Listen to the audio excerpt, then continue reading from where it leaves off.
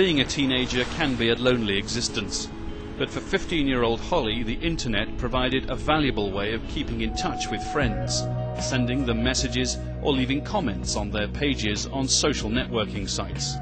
It's like a little family, from what I first thought, because you go on and it's all friendly and everyone gets on with each other, and if you message someone then they will always message you back. But the fun went out of it for Holly the day she found that someone she thought was a friend had posted a long and unpleasant message on her network page. She was calling me the usual, I'm a slag, I'm a scare, I'm this, I'm that. Going around telling everyone that I was apparently pregnant, calling me a thief, saying I had stolen things when I hadn't, just because I had the same top as her. I was accused of stealing it and everything else. And it must have been about 7 text messages long, roughly. The experience left Holly feeling scared and isolated. Every time I went out, there would always be comments about it.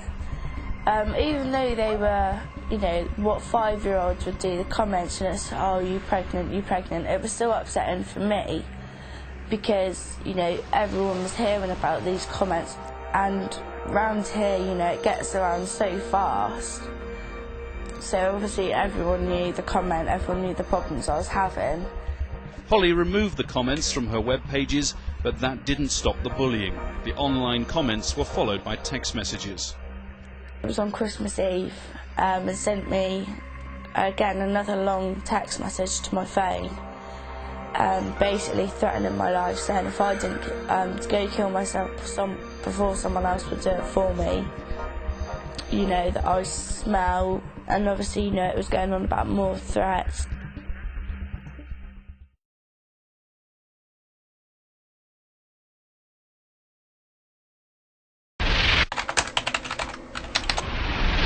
When I got the text on Christmas Eve, I ended up phoning the police. And the police officer came round and read the message and managed to trace the number, and they were basically just given a warning and told not to do it again. I think often there is a change of behaviour in the child and is often noticed by the parent, whether it be through anxiety or other types of behaviour which is not normal to that child.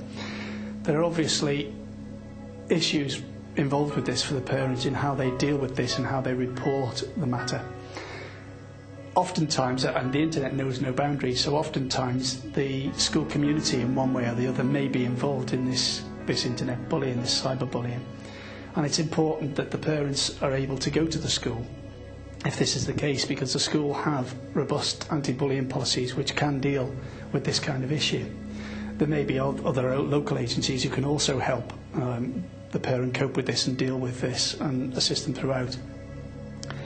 It's important, if the parent does go to the school, that they consider taking along any text that's been received by the child, that the child hopefully is saved, because this will help in the long run with the school if they're investigating what's going on, or with the police if the bullying is of such a serious nature that the police have to become involved.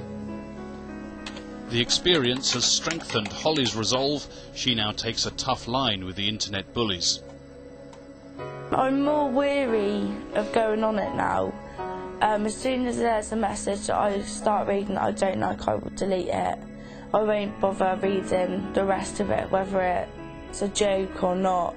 I just delete it straight away, and I tend to delete that person with it. Holly, during the interview, did mention that she deleted any further bullying or text that she thought was bullying. That's not always the best thing to do. I would agree with Holly and anybody in this situation blocking a bully, but the actual deleting of messages might not end the problem. And everyone leaves a digital footprint. So if Holly had actually preserved the text, it would make investigation or further investigation of the case that much easier for whoever is investigating the cyberbullying.